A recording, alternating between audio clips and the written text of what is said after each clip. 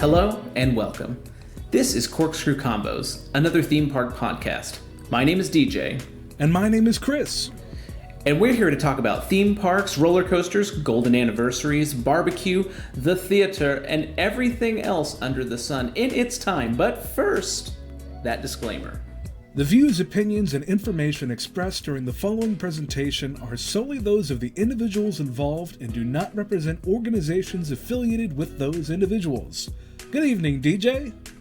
Hey, good evening, Chris. Thank you for that disclaimer. Very important that we always include that disclaimer. And like you said last episode, it's just getting better and better. DJ, I feel like we're on a hot streak with our latest run of episodes. See if you agree with me here. We had our Six Flags America Plan-A-Park, where we spent 2 hours planning the future of Six Flags America if we had our say. And then we had another great episode and another one. And then our last episode, I gotta say, it's probably the most fun that we've had putting together a show. At least it was for me, DJ. Yeah, I was actually just telling some friends about that podcast, and I had said the same thing. Like, I really had a lot of fun. We had Coaster Bro from Coaster Cuzzies on the podcast. Yes, that's Cuzzy, Cuzzies. We're still not sure what a Cuzzy really is. I mean, it seemed from Coaster Bro that I'm a Cuzzy, you're a Cuzzy, we're all Cuzzies. But really anyone interested in the industry. It's not a koozie, they're not cousins. It's very specific.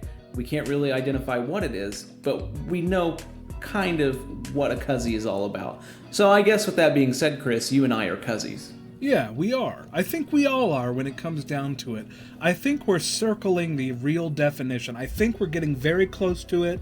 Another few episodes and we will probably have it.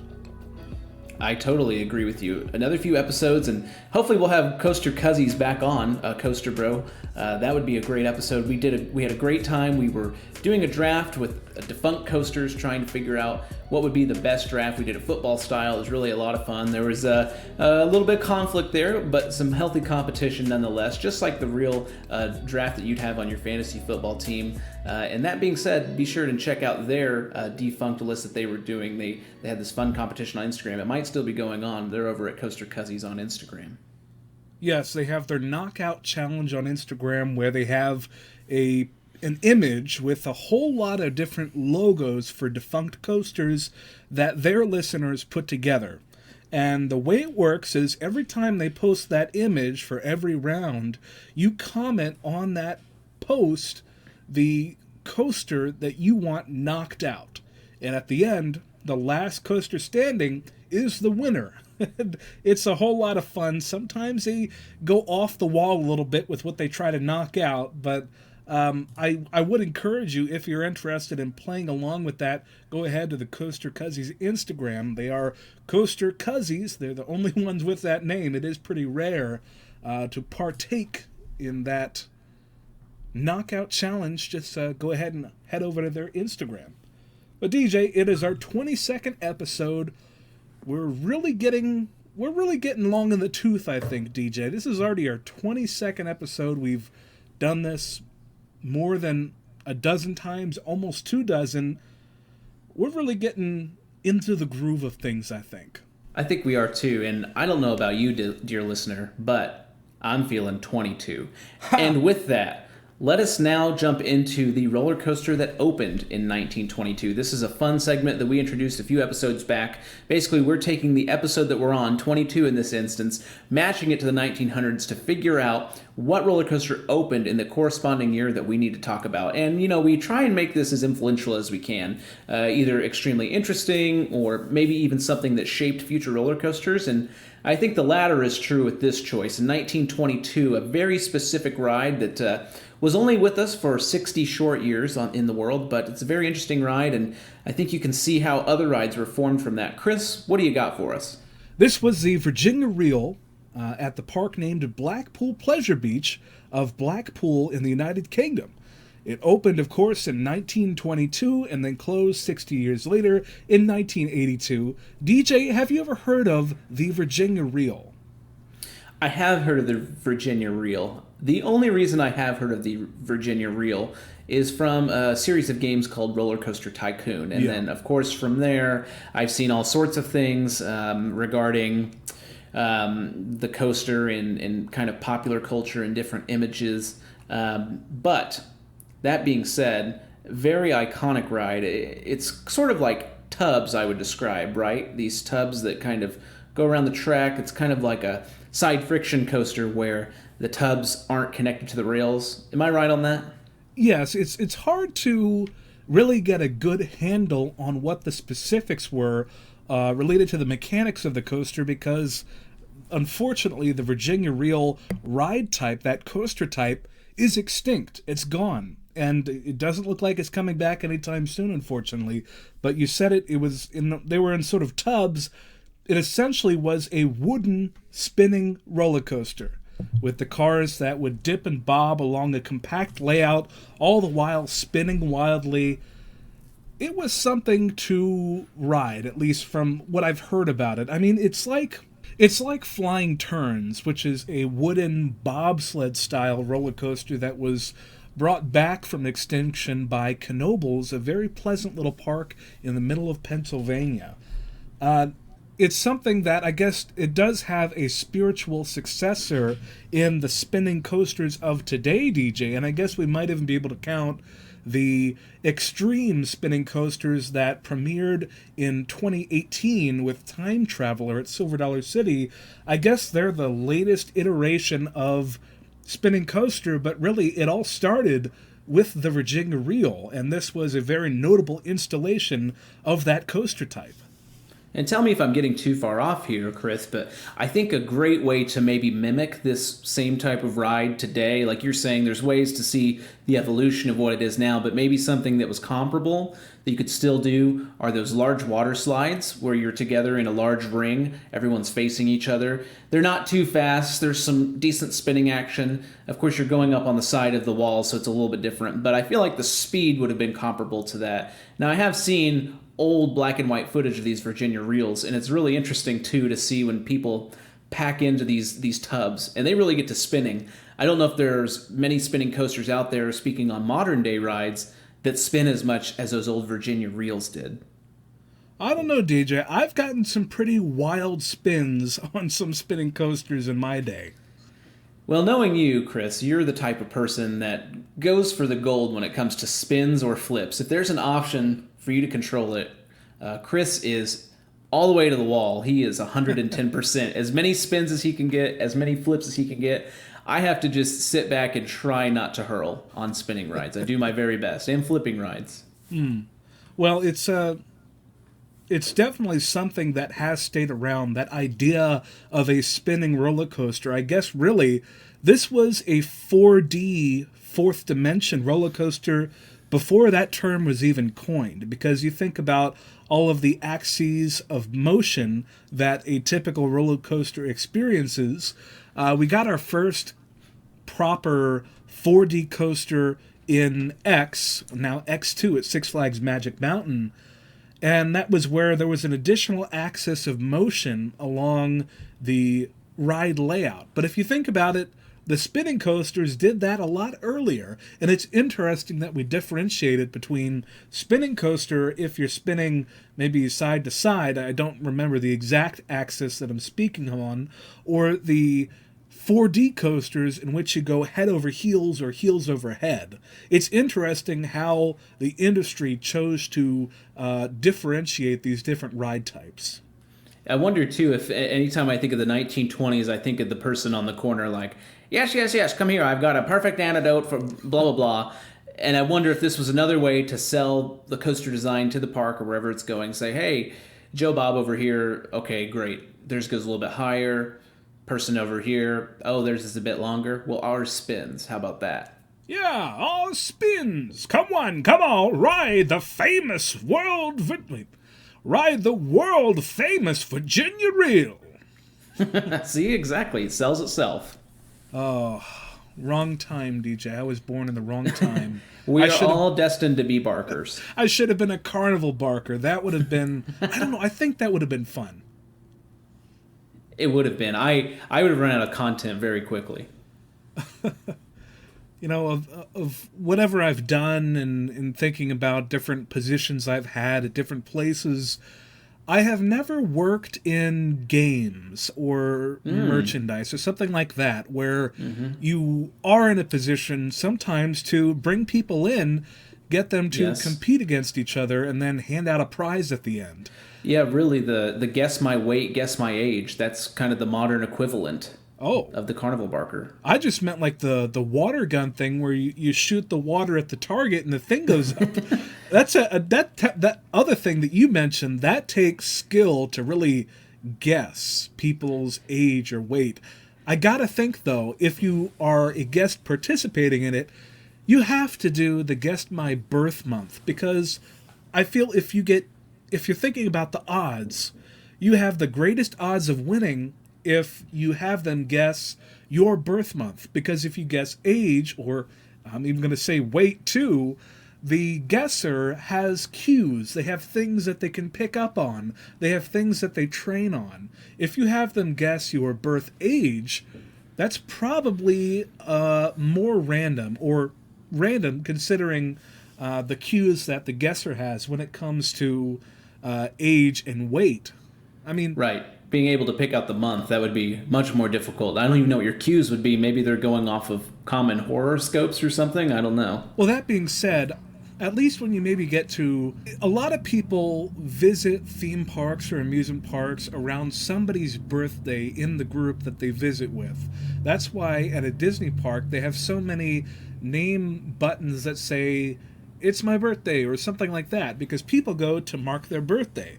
So if I were guessing birth months for people, I think I would do a lot of the current month. Now, they could have a whole process that I'm just unaware of in how they figure out what month of the year to guess for someone's birthday, but I think most of the time I would either guess the current month or just a random month. Bold strategy, Cotton. Bold strategy. All right, well, speaking of guessing, I guess we're pretty close to 250 followers on Instagram. And DJ, why is that 250 follower mark important? Well, I'm glad you asked, Chris. I'm not going to guess why it's important because I know why it's important. It's important because this is your chance, dear listener, to jump in a contest to win your own coaster. Not only one coaster, 4 coasters. Wow. Drink coasters, that is. Okay. These are great coasters, international drink coasters. I've got 4 of them here. We're ready to give them away. We have less than 20 followers to go at the time of this podcast recording. What we're looking for is that 250th follower. Once that person follows us on Instagram, at Corkscrew Convos on Instagram, they will be entered into a drawing along with anybody else who finds the next Instagram post, likes it, comments it. Once you do that on that new post, that celebration post, you will be entered into that drawing to win these coasters. So remember, you don't have to be the 250th follower, but once that follower follows us, we will then post a celebration post for you to like and comment on to be entered into the drawing. It's shipping only to the contiguous United States. We're ready to give it away, though. These are very special coasters, Chris.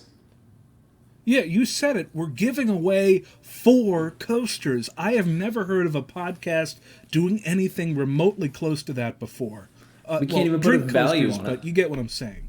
There's no value. I don't even know what value to assign to it. Yeah, you couldn't get this on Amazon. You couldn't get this on Walmart.com. None of that.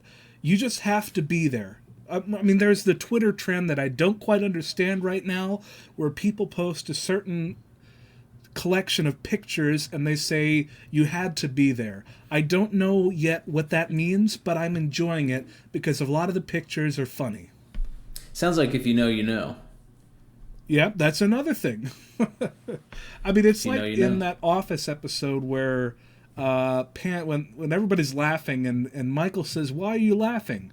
And Pam says, "Oh, you had to be there." And then Michael laughs even harder and he said, "Oh, a geography joke." So it's sort of like that. But DJ, that is our 250 follower giveaway on Instagram. Now it's time to get into the meat of the episode. Corkscrew Convos cleared for dispatch. Let's dive in.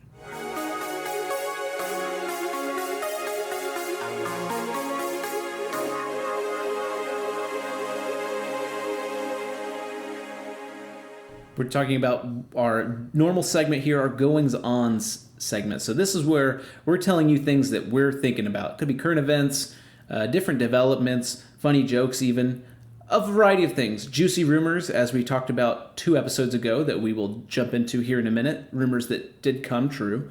Even trip reports. But first, we're jumping to Legoland, Florida. We have an official announcement for all you Peppa Pig fans out there. All the Peppa Pig fans assemble. There's a Peppa Pig theme park, quote, theme park, coming to Legoland, Florida Resort in 2022. Now, theme park. Do we know the size of this thing? Well, it's sort of... This is a follow-up on something that we talked about several weeks ago, where there is land clearing going on, sort of carving out some of the existing parking lot for Legoland, Florida. A lot of us thought that it might be a new section. Maybe it's a section that we got at Legoland Windsor that's now coming to Legoland, Florida. Well, Amusement Today has reported this is going to be a separate ticket at the Legoland Resort, and it's gonna be Peppa Pig, which is apparently an incredibly popular children's TV show property out there right now. I know I've encountered some memes or whatever from Peppa Pig on the internet. Haven't seen it, but then again, I'm not really the target audience for it. But they are having this Peppa Pig theme park coming to Legoland, Florida. It will be the first quote-unquote theme park dedicated to Peppa Pig, but it will be tied to the Legoland Resort, and it's going to join a number of other theme park sections at other Merlin parks and other parks around the world, and a few indoor attractions around the world as well, including at least one that is in the United States as well. But when it comes to these specific attractions, that is maybe rides or experiences, those are going to be announced sometime this summer. Until then, we're just going to have to wait and speculate.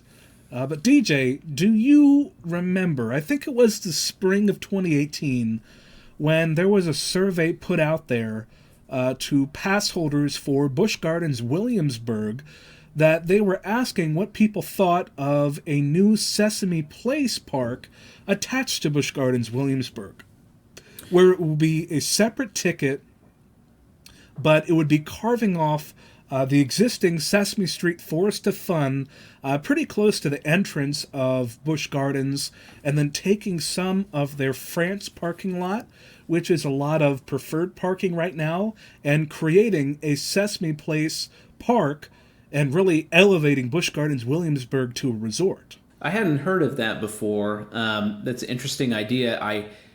Maybe it's because I just naturally gravitate towards negativity as a person, but I'm wondering, okay, if I have a family, let's say I have a family of 5, it's me and my partner, we have 3 kids, and one of them would be the perfect, let's say, demographic for Sesame Place, or in this case, Peppa Pig Park. So then those 2 people, either me going with that child or my partner going with that child, we now have to buy 2 separate tickets for that experience, while me or my partner, whoever's in charge of the other 2 kids, now have to go and get a different ticket for the theme park of Busch Gardens Williamsburg, or in this case, Legoland. Is that right? Or is there any family swap? Because I hate to say this, but the way that that's, I guess, described, it almost seems like a money grab, and I don't mean that in a bad way necessarily, but I would almost pay more for a ticket to get in, but maybe that separate ticket is what's allowing them at the same time to build more of a large, like the article says, quote, theme park, rather than, it's kind of like the water park theme park. Like, they're so different, but I wonder if these 2 things are different enough to charge different prices. Or maybe, and hear me out on this, maybe the idea is that the second park, for smaller kids, is a lower ticket price if you wanted to just do that. I could see that happening. I want to just go there. I don't want anything else, so I'm going to pay 50% less than the normal ticket price. But we understand if we do decide to go in the big park, we're going to pay full price. But then again, you've got that issue of parents separated, and how's that going to work out? Well, surely at Legoland, at that resort, they're going to have a big ticket that includes the water park, the main Legoland park, and Peppa Pig Land or park, whatever they're going to call it, as well. Surely that ticket will exist, but then they're going to segment it out. And listen to this. It didn't happen at Busch Gardens Williamsburg.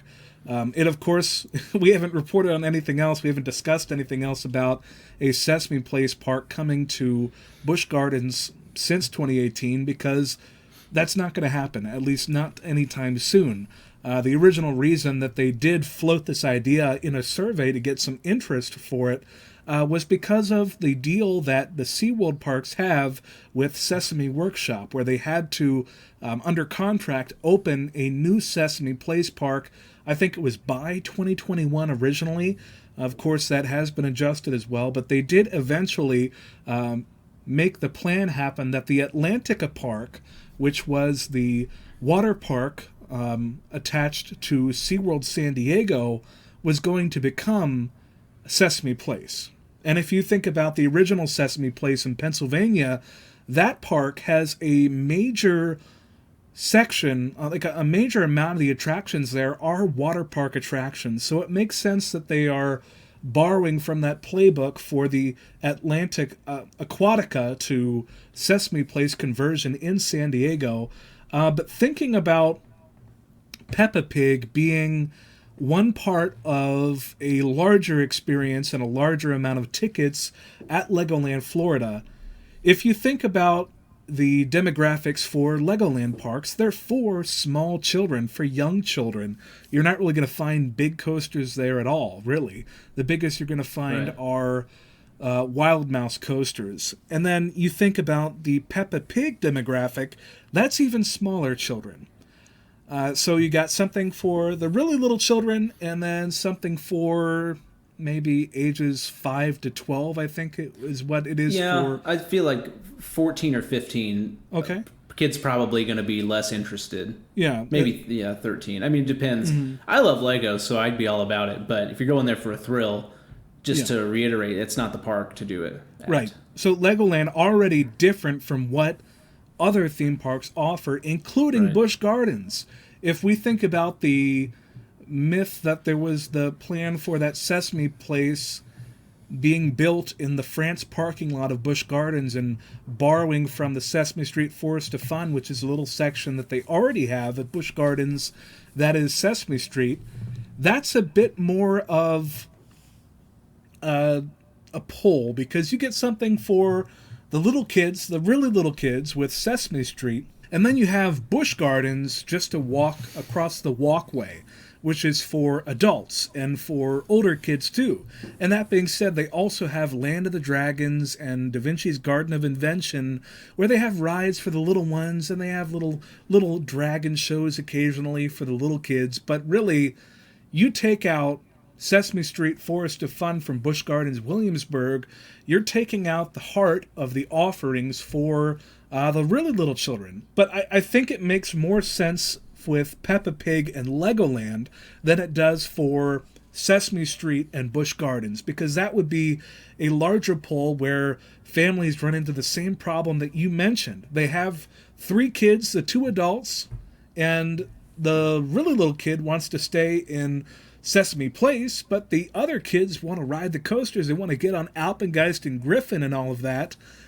It's a tough pull. If you think about Peppa Pig and Legoland, I think that families visiting would have more of an opportunity to stay together and enjoy the offerings more completely, because it's already a younger audience going to the Legoland Resort.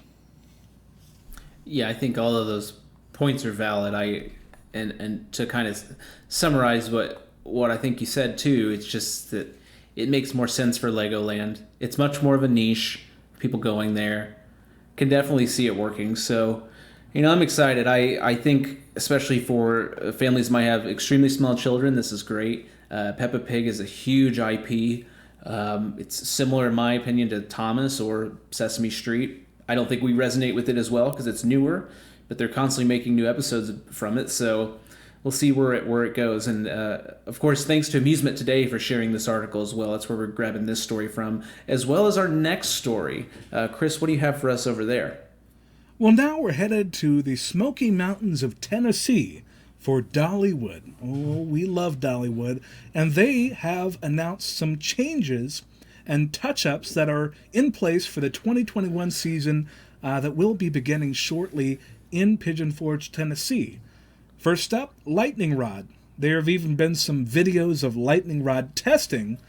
So they've been really doing that track work. They've kept the wooden topper track in some places on the ride, but then it's met with steel iBox track. And it's going to be such an interesting video when we finally get a new on-ride point-of-view video for lightning rod, because we're going to look, where did they put the steel? Where did they keep the wood? It's going to be really interesting to see, and I still have no idea how to classify it. I think we can get into an argument, and we could talk about this for, up to an hour if we wanted to. And I'm sure if you subscribe to other theme park podcasts, dear listener, that you're probably hearing the same topic here. I don't know if it's worth going into it to argue what it is and what it is not, but here's what I will say, dear listener, and here's what I will say, Chris. The ride was, in my opinion, a wooden roller coaster before all of this. We can get into arguments about how the running rails classify what it is, yada yada. There are people that refuse to call these wooden topper tracks wood at all. They say it's just a hybrid coaster, meaning steel track, wooden supports.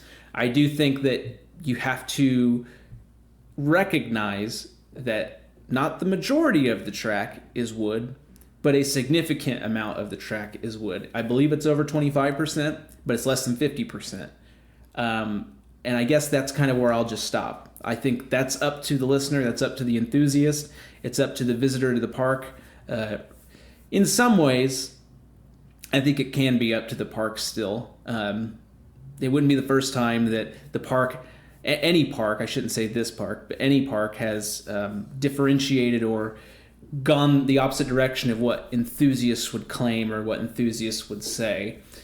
And so, I think that's interesting. It's not, in my opinion, it's not the same as you have a steel coaster that's sat there, or let's go the other way. It's not the same as having a wooden roller coaster there, and then all of a sudden, let's say an entire helix is demolished, and they added a completely new steel element, all steel.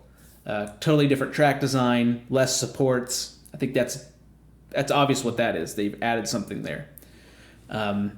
So I think I'm going to say I don't really have an answer. And I don't say that to not ruffle any feathers. I really just think it doesn't matter, I guess. And not to be negative by saying that, but I've ridden that thing, and that's probably my number one roller coaster that I've been on, whether it's wood or steel, either which way. I think it blows away anything I've ridden that is steel, and it blows away anything I've ridden that's wood. It blows away any hybrid I've been on. It's just a great ride. And This will ensure that it stays around for a long time. And I'm glad that they were able to keep that launch element. If you don't know, dear listener, this is a launching wooden roller coaster, or you could say it was a launching wooden roller coaster, the only launching wooden roller coaster.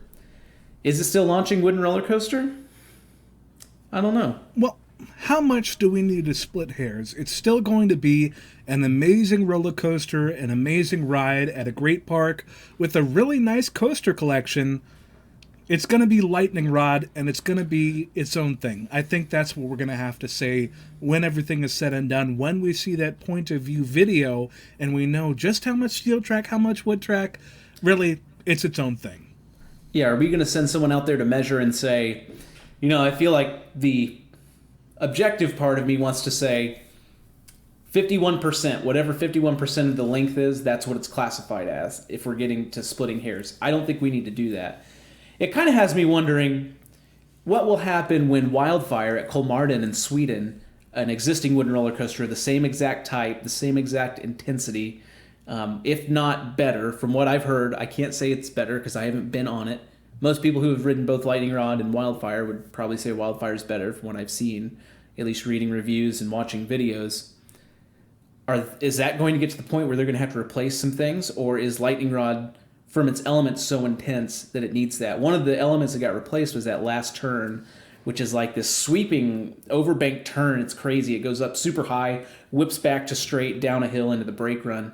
Even looking at it, I remember seeing in pictures, but when I went there and saw it, I still couldn't wrap my mind around it. Like, it didn't look possible. So I'm kind of not surprised they're switching that to an all steel design, because it just looked crazy forces wise. I don't know if Wildfire at Colmartin does that. And this is the first time I think we've seen a wooden roller coaster from RMC get more steel eye box. I think they RMC'd an RMC. That's been my favorite comment I've seen. Yeah, it's definitely something that is of its own accord, but that's not the only new thing coming to Dollywood for the 2021 season. When it comes to seating areas at the park, I mean, Hickory House, that's the big barbecue place, and if you know one thing about Corkscrew Convos, you know that we like barbecue. We do. I had barbecue last week. Oh. Famous barbecue. I had barbecue on Friday because I smoked spare ribs, but that's a different story. Hickory House, that's their big barbecue place. I think it's near Craftsman's Valley. They are really expanding the seating areas around that space to really make it a major fixture of the park, and also dogs and taters. They have fried stuff, potatoes, hot dogs. It's like the name. They are also expanding seating around there as well. And really, as the park grows in attendance and traffic, foot traffic that is, it's necessary to really increase the amount of seating areas. Because you think about parks that have really grown a lot in the last half decade or decade or so. One that does come to mind is Silver Dollar City as well. Coincidentally, a sister park to Dollywood. I remember looking at the new section around Time Traveler. They had put in so much seating around their sort of chicken sandwich restaurant to really draw the whole Time Traveler area together. They widened the pathways, they widened the walkways along the bridge and everything. They added all of these tables and chairs to be around this new restaurant that is very popular. It was always very popular. It's one of my favorite places to eat at Silver Dollar City, and it's something that you got to do when maybe you opened in the 70s and the 80s with much fewer guests passing through the gates as you are operating, but now, thankfully, your numbers are higher in regular years, of course, not the present year, but you do have to make those infrastructure upgrades as well, and that's what we're seeing with Dollywood right now. It's not a new roller coaster or a new flat ride, but it's a new seating area, and that is also going to enhance the guest experience, so that's why they're doing that. I'm sure at Hickory House, too, they pulled from Rivertown Smokehouse at Silver Dollar City, expanding the seating areas and just making it a more inclusive experience. But outside of that, we do have one more bit of information, and this was not included in the release. This you can find all over Twitter. Really, so many different coaster information sites are posting this, just pointing out that work continues on Mystery Mine. This is their Gert Schlauer Eurofighter. It's one of my favorite Eurofighters. I love the story of this ride, but this is a very small roller coaster in that there's only 2 rows of 4 people. They're really teeny cars. That allows it, though, to do some cool maneuvers. It has vertical lift inside of a building, beyond vertical drop outside of the building. That being said, we have a whole redesign happening in the middle of the layout. That's after the first hill. That's right before that beyond vertical drop. I think it's like 92 degrees or something like that. But we're seeing a whole redesign there. New track work, and I'm assuming just reprofiling. And this isn't a rough ride necessarily, I wouldn't say. I think this is a ride that we kind of talked about with Coaster Bro in the last episode. There were a bunch of rides that you have to know how to ride. And I have mixed feelings on that. But I know how to ride Mystery Mine, so it was more of an enjoyable ride for me. But coupled with the weird Gertschlauer restraint, the top of this over-the-shoulder restraint's like right at your head, depending on how tall you are, right at your neck. and you've got these weird movements that you might not be used to on a normal ride.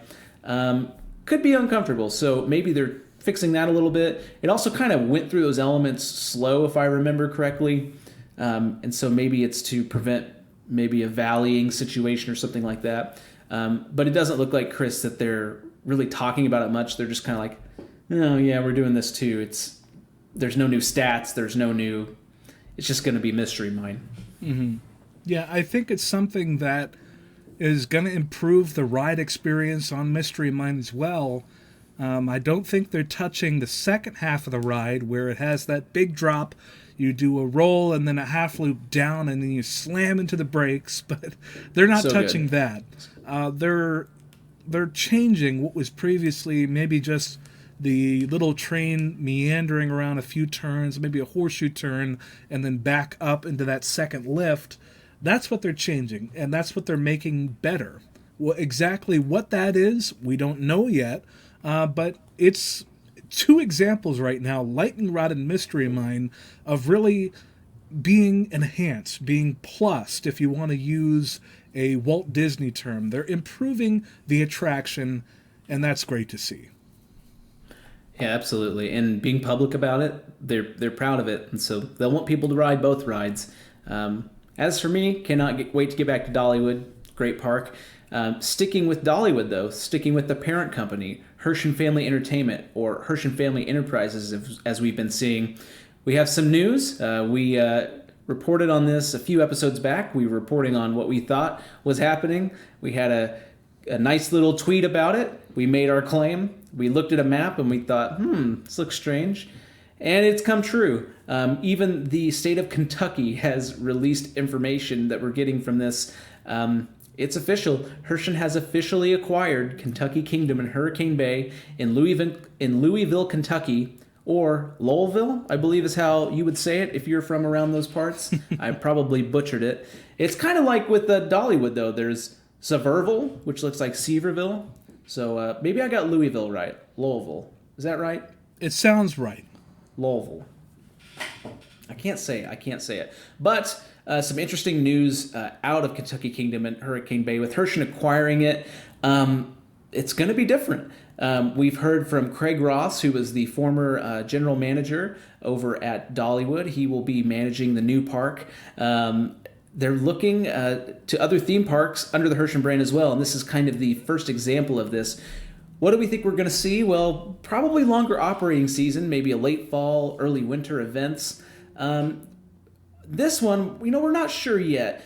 Could there be a thematic shift towards the wilderness? Now, I think it's possible. We have different rustic items you can pull from, exposed wood, kind of that magnolia table aesthetic, maybe a Cracker Barrel aesthetic, just country. We're not sure. Maybe it'll pull in from the history of Louisville. That being said, at one point, Hersch did have Wild Adventures. Pretty easy to theme. It was a zoo, and it was just loosely based around that sort of theme. But they also had Darien Lake at one point. And from what I understand, they didn't make any improvements that were very themey. I hate to use the word themey, but they didn't really focus on big themed experiences. It was kind of just managing the park, turning it into a profit center, honestly, because they need to make money. I don't know what you would think about that, Chris, but I think we could also even see some bigger emphasis on live entertainment. I would be interested to see that. And also, very important that they pointed out, alcohol is going to be staying at the park. That was the immediate thing that folks said was, great, Hersch has it, they're going to lose alcohol. If you know Hersch Parks, at least the flagship, Silver Dollar City, Dollywood, there's no alcohol there. There never was, and it seems like there never will be. It's sticking around at Louisville, and you almost have to with the tie to Kentucky bourbon and that sort of thing. Well, I like what you're saying about what we might see change at Kentucky Kingdom. I really think, just like Dollywood and Silver Dollar City, it probably is going to be a longer season when it is financially possible to operate for a longer season in Louisville. Thematic-wise, who knows? I mean, right now, Kentucky Kingdom is firmly an amusement park. People come there for the thrills and the roller coasters which are often have a loose weather theme or a weather name. That is often the extent of the theming, and that's perfectly okay, because there are theme parks which sort of tell a story a lot of times. They have themed entertainment where a lot of the attractions are narrative based, that sort of thing. And then there are amusement parks that have amazing coasters, airtime, everything. We love it.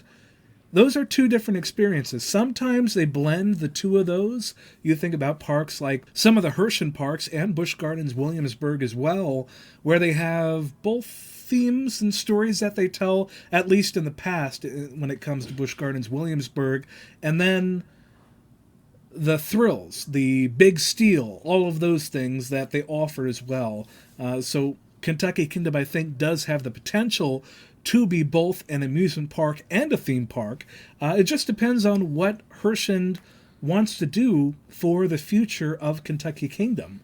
I like what you said about live entertainment, DJ. I mean, that's the bread and butter for the Herschend parks, is live entertainment. So I don't recall ever hearing anything about Kentucky Kingdom's live entertainment department, or as we've called it on previous podcasts, theatrics, or a more suitable name for that department. But I definitely think it's going to be making for some changes. It's somewhat close to Nashville. I mean, that's something to note, too. I mean, they could potentially pull from there. I say somewhat. It's just as close as Dollywood, I think. But, you know, I envision some theming that's comparable to what Cedar Fair does at some of their parks. I'm thinking of like Twisted Timbers or even Mystic Timbers, a very loose theme, like, oh, this is like its own specific ride. You know, right now they have, you know, Storm Chaser, for instance. It's called Storm Chaser.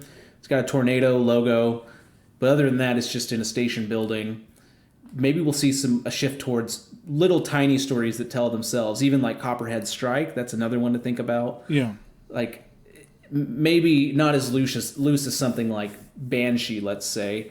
Even then, I mean, that's decently themed for an amusement park. So maybe it'll be something more of that. Like, we can throw a couple story elements in here, but, I mean, let's be honest. Probably the draw for this park, at least ride-wise, is going to be the ride experience itself. Herschend loves to do the, you know, find a record and figure out, you know, how we can break it, that sort of thing. So I'm sure we'll see something like that, but also to note, I believe this is one of those parks that has to be very careful with their height limit because there's an airport very close by. Yeah, that's why a lot of the coasters there are relatively short, but they make the most of what they are able to build up to.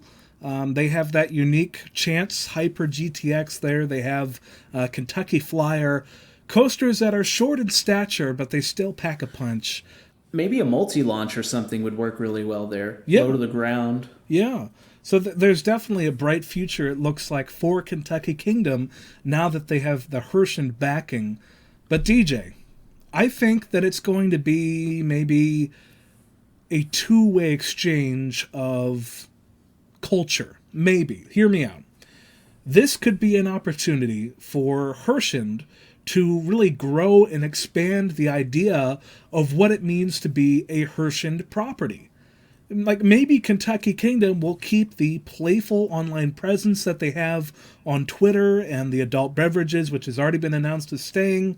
That's going to be a first for a Herschend theme park, to have that alcohol element there as well. And you look at the margins on drink sales, it's no wonder they're keeping it, because they are definitely some of those profitable activities that you can offer in a theme park is alcohol. Just look at, again, Busch Gardens Williamsburg. You look at their Hollow Scream season or Food and Wine. On every corner there's a bar, because you can charge incredibly high prices for a little drink sample, and adults will pay it because they're there for a good time and a nice, unique experience. So it's no wonder that they're keeping the adult drink sales at Kentucky Kingdom. But what if, like I said, a two-way exchange, what if Herschend sees alcohol coexisting with a theme park experience, and they say, well, if it works at Kentucky Kingdom, maybe we can test it out at some of our other properties? Hear me out, DJ. What if they had a very controlled, very limited, very private moonshine tasting at Silver Dollar City and Dollywood? Behind closed doors, there weren't signs for it, but people could sign up for it online. They go into this room. They have a host that welcomes them and has them taste and sample different beverages, and then they go about their merry way, where there's no chance of over-serving, and it's just really adding to what Silver Dollar City and Dollywood offer. What would you think about that, DJ? I like the idea of what you're saying. Maybe those teams, Silver Dollar City, Dollywood, all the Hershey teams, maybe they get together, they meet the Kentucky Kingdom group that they're now basically colleagues with, and they understand that, you can maybe do it, quote, the right way. I think you're touching on maybe the right level. Like, I don't think you're going to see Bud Lights out at Smoky Mountain Christmas or the Pumpkins event that Silver Dollar City does. But what a great way to incorporate some of that craftsmanship element that Dollywood and Silver Dollar City have that works so well for them, to be able to offer a private setting like that where they can control the amount that people are taking in, they can control the amount of people who are involved in the experience, and maybe they could even control the hours at which that experience happens. I think that's an excellent idea. And like you said, maybe those cultures will exchange. You talked about the online presence. I mean, I don't think any of us out of any park would have predicted that Silver Dollar City would have sort of the meme channel that they have on Twitter out of any park. And it's funny because you can see other parks trying to replicate it. And Kentucky Kingdom does it extremely well. And they're definitely right up there. I mean, I wouldn't say replicate in a bad way. Don't think that at all. But it works. And Kentucky Kingdom has really nailed it down. And so now that those two are together, those two accounts, it'll be making for some interesting things. All that being said, it makes you wonder, too, we have another park. Will we see some sort of new admission pass, some sort of membership program from all of them? Six Flags already does this with the memberships. Cedar Fair has their own, what we call the Platinum Pass, allows you to get into any Cedar Fair park unlimited amount of times, anytime you want, except for Not Scary Farm. That being said, would Hershey do this? My inclination is they won't do it. I think they would do maybe I don't even want to say a deep discount. Like, I think currently you have a Silver Dollar City season pass, you get 20% off at Dollywood or something like that. I think it's 50% off. Is it 50? At least it was, I think. Wow. I didn't think it was that high. I mean, I can believe you. So even 50%, I think it's more something like that rather than...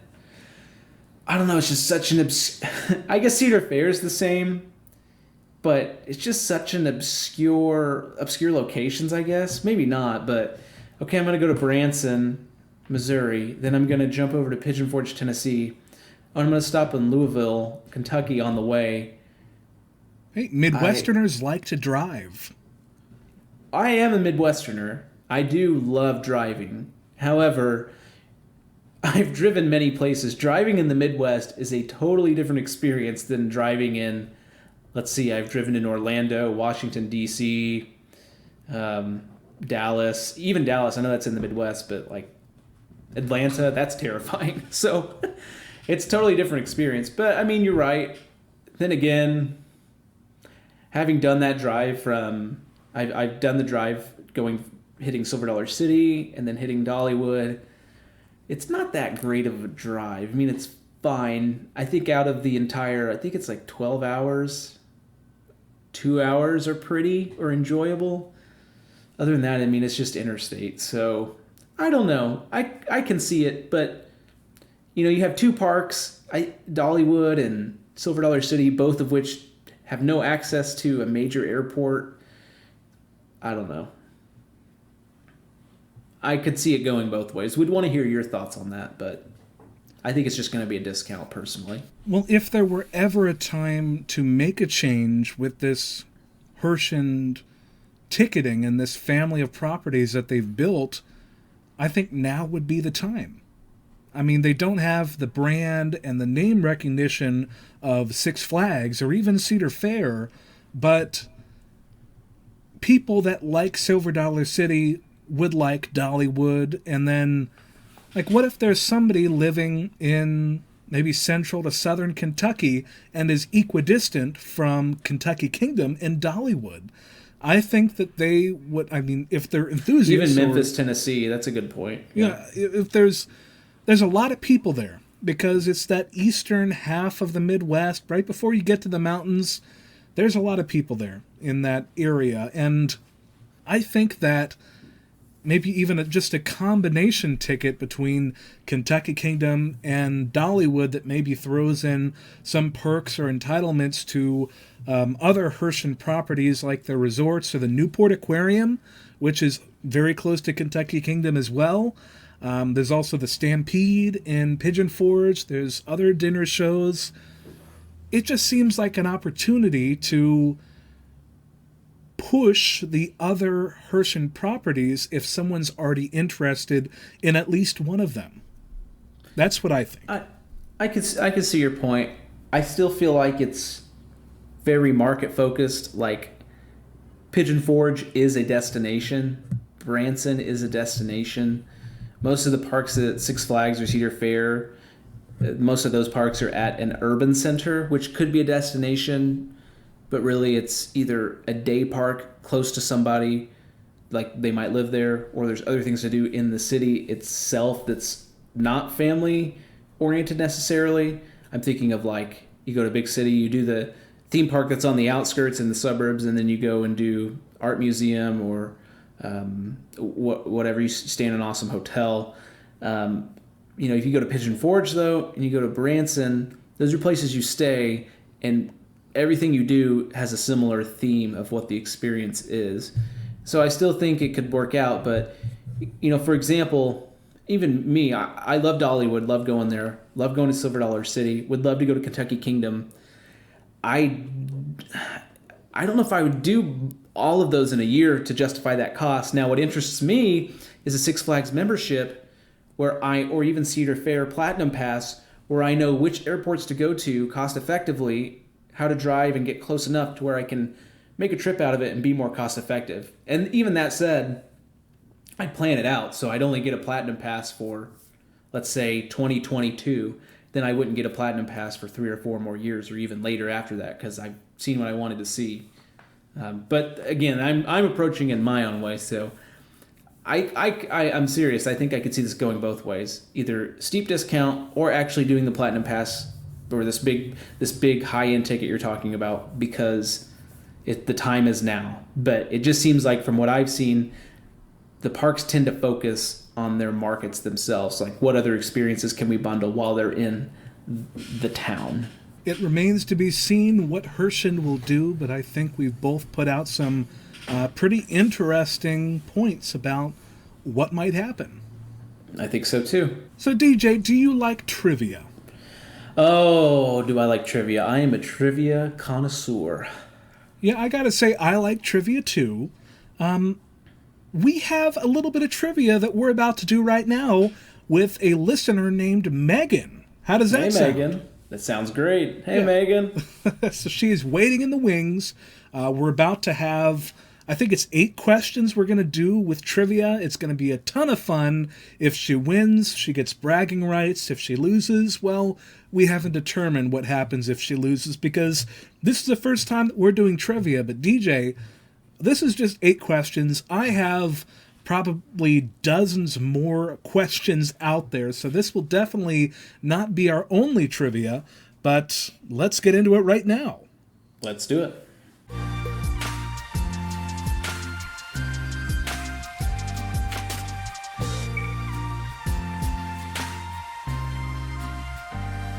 Hello. This is Corkscrew Convos, usually a theme park podcast, but right now it's a trivia podcast. For theme parks, that is. Our contestant today is Megan. Hello, Megan. Hello, Chris. Now, before we check your knowledge, why don't you tell us a little bit about yourself? All right. Hi, everybody. The listeners of Corkscrew Convos. My name is Megan. I've loved theme parks for as long as I can remember. Visited quite a few of them in the US, my favorites being Disneyland out in California and Kennywood in Pittsburgh, Pennsylvania. Love the industry, love this podcast, and hopefully I'll love this trivia. Yeah, sounds good. I've never been to Kennywood, but I really want to get there someday. It just looks like such a historic park. I think you'd really enjoy it. It does have that unique element. You know, there's a lot of rides there that you can't find anywhere else. Unfortunately, some of those will be going away, but it does have that old-timey feel of you going through a trolley park. So you already answered a few of the questions that I did have set up for you today, so you're already ahead of the curve, and 10 points to you. Oh, wow. But first question I have for you, this is again just getting to know you before we get to the nitty-gritty. What is your favorite coaster? My favorite coaster, I would have to say, is Hagrid's Magical Creatures Motorbike Adventure at Universal Orlando Resort. Hag Ride. Hag Ride for short, because that is a mouthful. It looks like an incredible ride. Now, favorite theme park? Favorite theme park would have to be Disneyland out in California. Okay, that's an excellent choice. And, okay, last one about getting to know you, but I think it's an important one. What has been your greatest theme park experience so far? Whew, that's a good question. There's so many good memories. It's hard to pick one. I would say I got to go on a trip where I did 7 theme parks in 7 days out in California. It's just as exhausting as it sounds. Wow. Yeah, wow. But when I wasn't so tired that I thought I could fall asleep standing, I really had a great moment seeing World of Color at Disney California Adventure. I got to see the Christmas show. I really love Christmas, and it just had so many of my favorite movies in it, and it made me really emotional. And it's just a beautiful show. Beautiful, beautiful show. And I just felt very, very connected to Disneyland, and it was at the end of our trip, so it was really bringing together my whole experience for the week. It was a great time. That sounds great, but 7 theme parks in 7 days, I don't think I could do that. Yeah, I would not do it again. I'll tell you that right now. Okay, well, let's get into the actual trivia. I have 8 questions for you. The theme is potpourri. Oh. That means anything is fair game. It could be about anything ever. You get at least 4 out of the 8 questions right, and you will be the first winner of Corkscrew Convos trivia. Oh my goodness. Does that sound like it's a plan? Sounds great. Okay, let's get into the first one. Here we go. Question 1. When did Islands of Adventure first open at the Universal Orlando Resort? Was it A, 1991, B, 2001, C, 2000, or D, 1999? I'm going to go with 1999. That is correct. Yes. Okay. I think I organized these a little bit so the easy ones are up in the front and the more difficult ones are in the back, but that was a very good start. Question 2. What continent contains the most roller coasters? Is it A, North America, B, Europe, C, Asia, D, South America, or E, Africa? I'm going to go with North America. That is incorrect. Oh, man. Is I'm it Europe? Sorry. No, that is also incorrect. All right. The answer is Asia. Oh, Asia contains 2,603 roller coasters, the last time I counted anyway, and that is more than double the amount on any other continent. Okay, well, I've got some credits that I need to get, clearly. Exactly. There is more out there, more to look forward to in the future, but let's get back to these trivia questions. Question 3. At Universal Studios Florida, what film franchise was originally used for the attraction now home to The Simpsons? Was it A, Universal Monsters, B, King Kong, C, Back to the Future, or D, Jaws? Back to the Future. That is correct. We're rolling now. Question 4. What is the longest roller coaster in the world to contain at least one inversion? Is it A, the Ultimate at Clearwater Valley, B, the Incredicoaster at Disney California Adventure, or C, Dodonpa, Fuji-Q Highland? I'm going to go with the ultimate. That is incorrect. Oh. It's the Incredicoaster. It's funny to think about it because Disney coasters generally don't have big inversions, but the Incredicoaster, the history of it, where it was maybe even a part of Disney's America back when those plans were in place in the 90s to have this big coaster, a steel coaster looking like a wooden coaster, and they put a loop in it. So it's a pretty good coaster. I haven't ridden it as the Incredibles overlay, but I did ride it when it was California Screamin' and enjoyed it. I've ridden it as California Screaming and the Incredicoaster. I might prefer California Screaming. Oh, good to know. But let's get back to the trivia. Question 5. What early themed section at Disneyland was replaced by New Orleans Square? Was it A, Holidayland, B, Marsland, C, Circus Land, or D, Storybook Glen? I'm going to go with Circus Land. That is incorrect. Oh, geez. I'm sorry.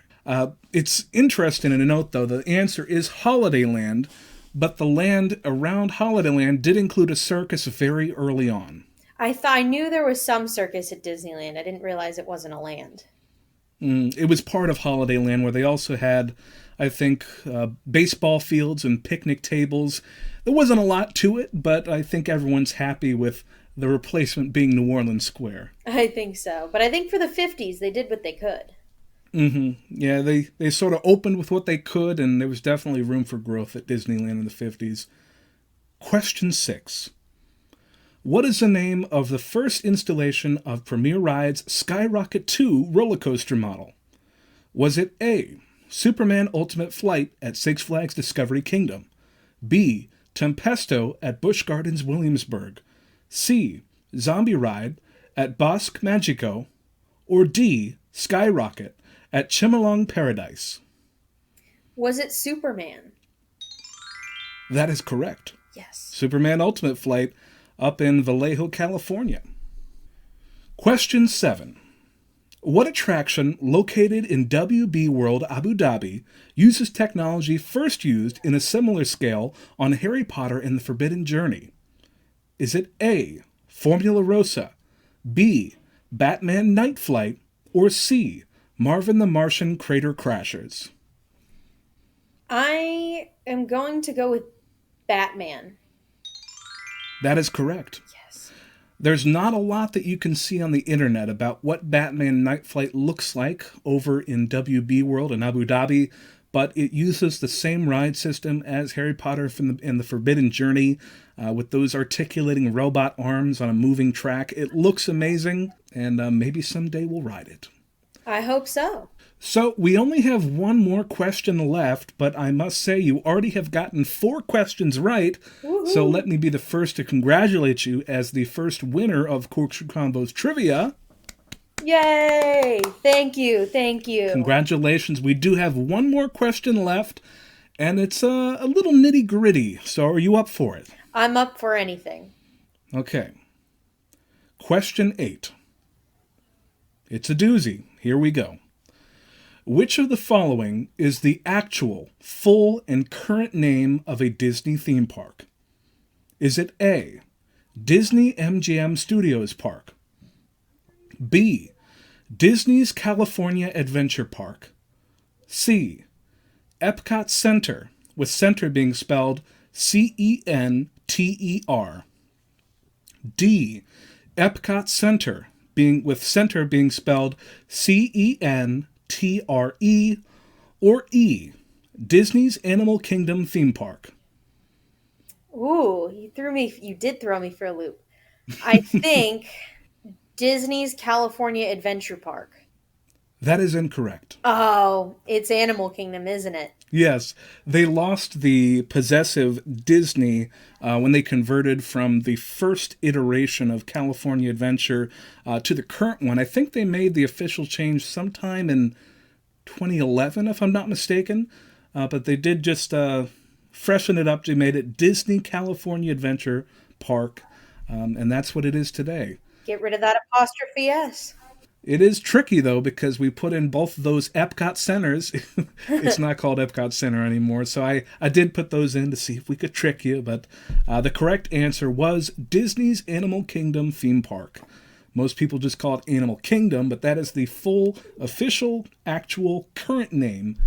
So you got 4 right, Megan. That was an excellent job. Excellent job. This was not easy trivia, and I really am proud of what you did. Thank you. And I do think I have room to grow. I've got a lot more to learn about coasters. That's why I'm listening to you, but I'm happy with the 4 that I got right.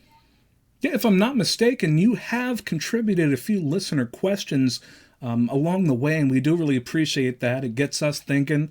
It got me reading about different technologies so I can bring that information to the podcast, and I really do appreciate your curiosity. So thank you for that, Megan. Thank you. I only do it for the shout-outs, Chris. That's what we're all here for, isn't it? Yeah, exactly. You mentioned it. The shout-outs, that is the easiest way to get your username or name shouted out to a group of 12 people.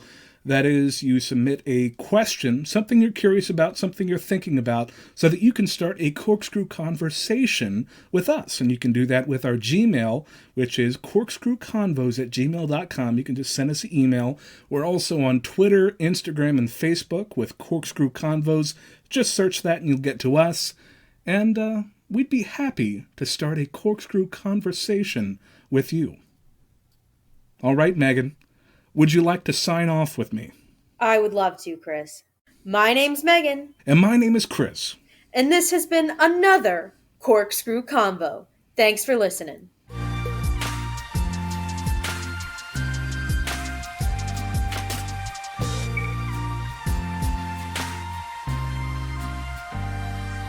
Wow, that was a lot of fun. I really liked how she signed off. That was pretty fun. DJ, what did you think of that? It's great. I've heard Megan's name before. Know she's a listener, so glad to bring her in for a bit of trivia. Those were some difficult questions. Yeah, I do like to... I mean, the devil's in the details. And when I ask a question asking what is the actual full current name of a Disney theme park, you know I'm trying to trick you. Yeah, especially with the spellings. That was... I don't know. I wouldn't have gotten it right. But then again, I'm not... Again, you know this, and dear listener, you probably know this by now. I like going to Disney, but I'm not the biggest Disney fan. So if you ever want to stump me, ask me any question about Disney, because 9 out of 10 times I will get it wrong. Noted. Okay, let me think of one right now. What attraction was previously in the spot where Test Track is now at Epcot? Where Test Track is now? Yeah. What was the original attraction in that spot? Is that... I only have one idea. Is that the ride where the 2 guys... No. The ride where the 2 guys... There's a video about it on YouTube. No, that's Horizons. No. This is... Then I have no idea. Is it Test Track? Because technically Test Track is new. Because they had a reskin. Well, I said originally in that spot. You almost got me there, DJ. Okay. I didn't mean to. I thought you were trying to trick me, so I'm like... That's the only thing I know. I have no idea that there was even anything there at all. Yeah, it was an attraction called World of Motion. Oh, okay. Yeah. And so then Test Track, both the original and now the new Test Track, are sort of spiritual successors, a little bit, I guess, to what World of Motion originally was, which was mainly an educational attraction, much like many of the original attractions at Epcot. So... it's something interesting. Yeah. I have been doing a lot of reading about original Epcot, and you look at what that park was in the late 80s when they got everything open that they were trying to open. They just added things like Body Wars, and I so wish I could have gone to Epcot in the late 80s because it just looked like the neatest thing ever. Well, I got to give a quick listener shout out to Christian. He's an avid listener of this podcast, and he loves the vaporwave, old school Epcot sort of vibe. So anytime we talk about Epcot, I know he gets excited. But you stumped me. Like I said, I don't know. All I know now is that there's Test Track there. There was another version, and they're both GM sponsorships. So hey, but you learned something today. I did. And that's actually my favorite part of trivia, is learning something new. It really is. I'm like, oh, I didn't know that. And then I get to use that trivia for the rest of my life and just be as annoying as possible. Yes, when you're waiting in line for a roller coaster in Illinois, you can use that trivia to stump people in line. It'd make you very popular, trust me. But Absolutely. That DJ. sounded very deep. That was a very deep cut. Yes, well, it is time for our lightning round. This is a fast-paced segment in which we go over things that we maybe don't have a lot of information on, or things that we don't have a lot to say about, or even maybe just things that are follow-ups to previous discussions that we've had. The first thing, speaking of Disney, it is at Walt Disney World. They are going to be celebrating their 50th anniversary this year. They will be having lots of cosmetic changes coming to the parks, including extra dressing on the park icons, including the Tree of Life and Animal Kingdom, Cinderella Castle and the Magic Kingdom. And each icon's getting a new sort of treatment. Totally right. There'll be new costumes and, of course, merchandise for people to buy and wait in hours-long lines to get to these things, but that's all part of the anniversary. It will start on the actual 50th anniversary of the Magic Kingdom's opening, which was October 1st, so we are some months away, but that celebration, the 50th anniversary of Walt Disney World, is going to last more than a year. It is going to last 18 months, so the park and the resort will already be 52 by the time their 50th anniversary finishes up.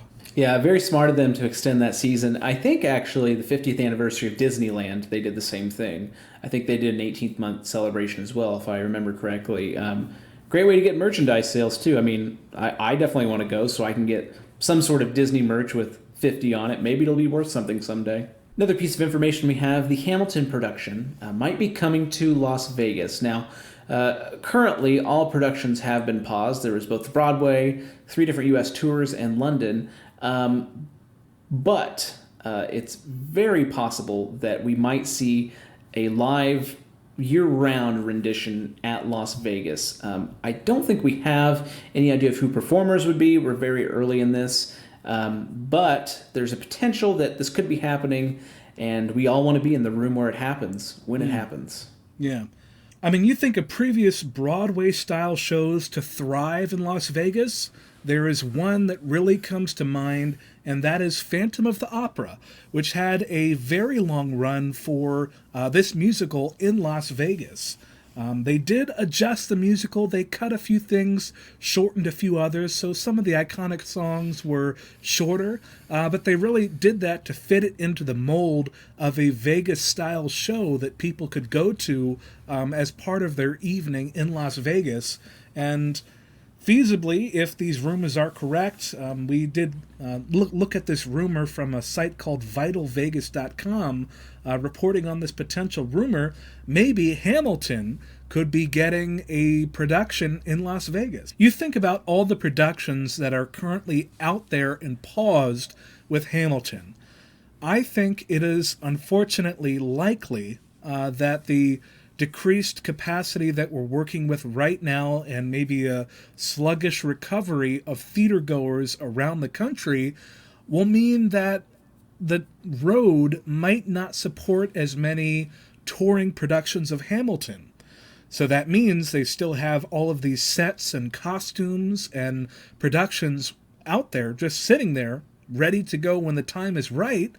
Feasibly, one of these touring productions could instead sit down in Las Vegas and, again, be in an environment where supposedly it could do very well. So that is something we might be seeing happening.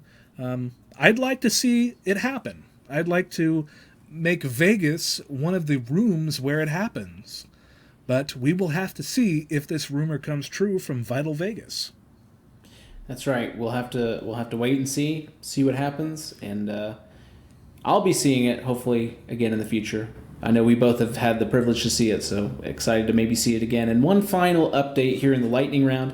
This is an update to a previous story. We have another update from Monster at Gronelund. They shared this, I believe this is from Coaster Forces where I saw this. A great shot of a huge support that's been put in place, this monster of a support with the inverted roller coaster going over the Pierside Park, the seaside park that they have. Not really seaside necessarily, but this boardwalk style park.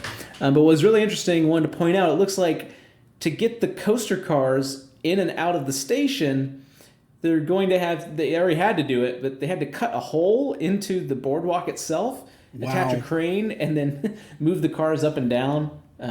So, I mean, I guess it works. Chris and I were talking, we don't know if this ride just doesn't have its own storage bay beside it or maintenance facility right beside it where they can work on it.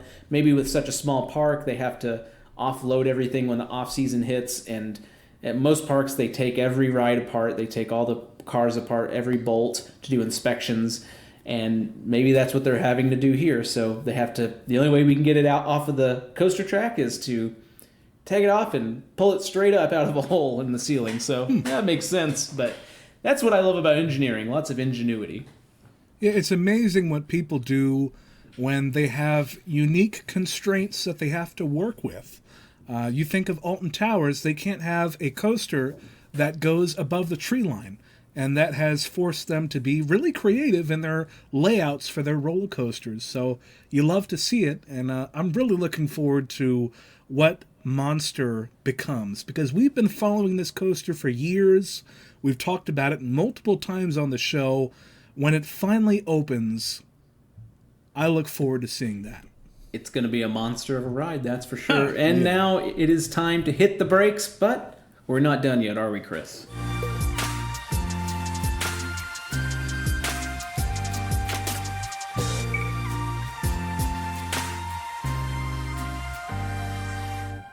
Well, that's right. We had a corkscrew conversation with Coaster Bro just last episode. That was a great time.